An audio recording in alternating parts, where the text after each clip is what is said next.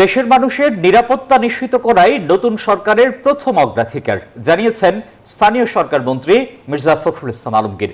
বলেন, শিগগিরই স্থানীয় সরকারের সব পদে নির্বাচন দেয়া হবে। আর গণতান্ত্রিক অর্থনীতিতে সবার সমান সুযোগ নিশ্চিত করতে চান নতুন অর্থমন্ত্রী। এদিকে ভয়মুক্ত স্বাধীন গণমাধ্যম তৈরির কথা জানান তথ্যমন্ত্রী। দুপুরে সচিবালয়ে প্রথম কর্মদিবসে দেশবাসীর সহযোগিতা কামনা করেন নতুন মন্ত্রীরা। নিরঙ্কুশ সংখ্যাগরিষ্ঠতা নিয়ে সরকার গঠনের পরদিন সচিবালয়ে যান মন্ত্রী ও প্রতিমন্ত্রীরা। ২০ বছর পর ক্ষমতায় বিএনপি। নবীন প্রবীণের সমন্বয়ে গঠিত মন্ত্রিসভার বেশিরভাগই প্রথমবারের মতো পেয়েছেন মন্ত্রীর দায়িত্ব। প্রথম কর্মদিবসে মন্ত্রীদের বরণে তোড়জোড় ছিল সচিবালয় জুড়ে। নিজ নিজ মন্ত্রণালয় বুঝে নিয়ে গণমাধ্যমের মুখোমুখি হন মন্ত্রীরা। স্থানীয় সরকার মন্ত্রী মির্জা ফখরুল ইসলাম আলমগীর বলেন, জুস রাখতে আমার পছন্দ স্টাইলিশ ও ফুড গ্রেড আরএফএল চক। জুস রাখার জোশ চক। দেশের মানুষের নিরাপত্তা নিশ্চিত করাই নতুন সরকারের প্রথম দায়িত্ব। চ্যালেঞ্জ নিয়ে এসছি আমরা। চ্যালেঞ্জটা হচ্ছে টু বিল্ড দ্য নেশন।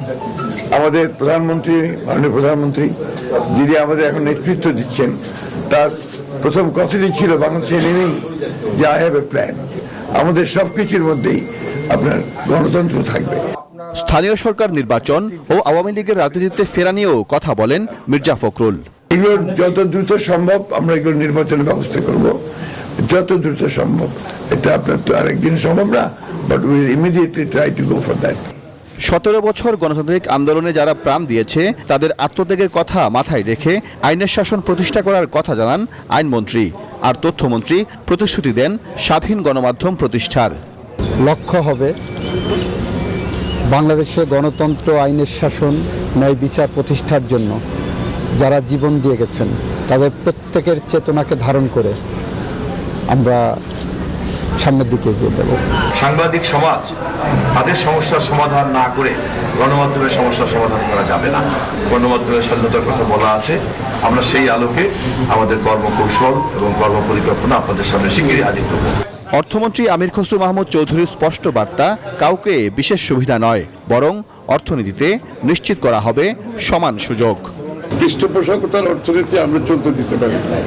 বাংলাদেশের অর্থনীতি সকল মানুষের জন্য হতে হবে, লেভেল প্লেইং ফিল্ড থাকতে হবে এবং বাংলাদেশের প্রতিটি মানুষের যাতে সুযোগ থাকে অর্থনীতিতে অংশগ্রহণ করার জন্য।